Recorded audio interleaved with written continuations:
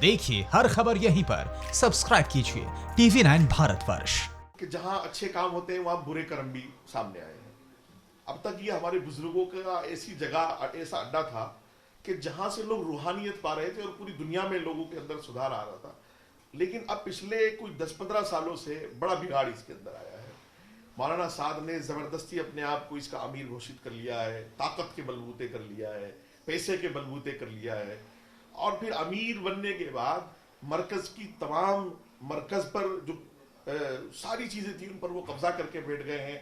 मरकज के लिए जो बाहर से खर्च आ रहा था, देश विदेश से आ रहा था, इंडिया से आ रहा था, उस सब पर कब्जा कर लिया है, उसको अपने इस्तेमाल में लेने लगे हैं। और यही नहीं, फिर मरकज के नाम से पूरी दुनिया में पूरी दुनिया से पैसा मंगाने लगे। अब मैं आपको एक सवाल दे रहा हूं, जब ये पैसा दीन के नाम पर आया, ये पैसा मरकज के नाम पर आया, और वो पैसा कुछ ज्यादा हो रहा था, जैसा कि अब ईडी इनकम टैक्स की सारी जांचों में आ रहा है कि पैसा ज्यादा हो रहा था, कम से कम कोई स्कूल बनवा देते, कोई मदरसा बनवा देते, कोई इंजीनियरिंग कॉलेज, कोई हॉस्पिटल। यार इस देश को, इस देश की आवाम को, और स्पेशली मुस्लिम को बहुत चीजों की जरूरत है। इस देश में तालीम की जरूरत है, एजुकेशन की जरूरत है। क्या जरूरी था कि सारा पैसा वो अपनी ऐशो आराम के लिए खर्च करते, फार्म हाउस बनाते, मर्सिडीज खरीदते, अपना करोड़ों रुपए का मरकज का अंदर का घर उनका देखिए, करोड़ों रुपए उसमें लगाते। तो ये सब अपनी अय्याशी के बजाय उनको कौम पर खर्च करना चाहिए था। आज अल्लाह की पकड़ आ गई है और ऐसी नौबत आ गई है। मैं तो इस बात के लिए भी शुक्र अदा कर रहा हूं तमाम लोगों का, आप खासतौर से आपके चैनल का मैं शुक्रगुजार हूं कि आप लोग ये सब चीजें दुनिया तक पहुंचा रहे हैं, दिखा रहे हैं।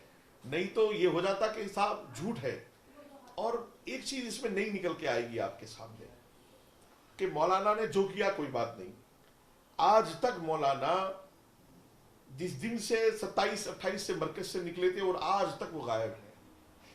मुझे आज मालूम हुआ है कि एक चिट्ठी लिख करके पुलिस से उन्होंने FIR मांगी है, और FIR में वो ये पूछना चाह रहे हैं कि मेरे ऊपर धाराएं कौन कौन सी लगाई गई हैं।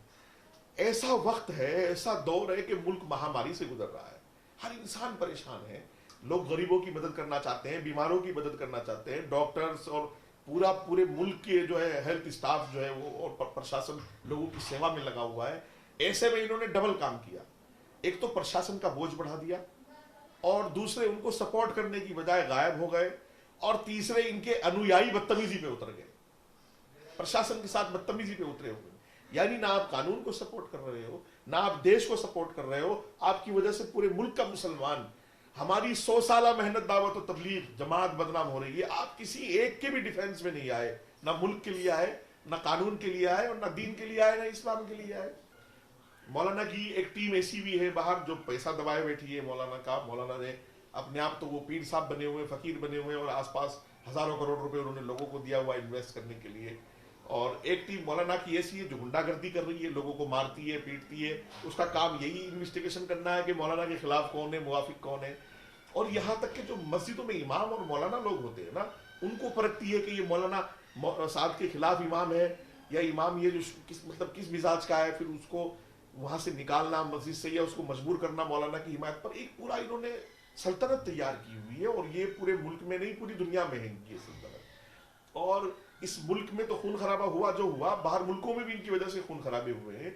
और इस काम को कई मुल्कों ने बैन किया हुआ, सऊदी ने बैन किया हुआ है, दुबई ने बैन किया हुआ है, कुवैत ने बैन किया हुआ है, बांग्लादेश ने मौलाना के ऊपर पाबंदी लगाई हुई है कि मौलाना बांग्लादेश नहीं जा सकते, और भी बहुत सारी चीजें इनसे जुड़ी हुई इस तरह की। न्यूज़ टॉप 9 रोज सुबह 7 बजे और शाम 7 बजे सिर्फ TV9 भारतवर्ष पर।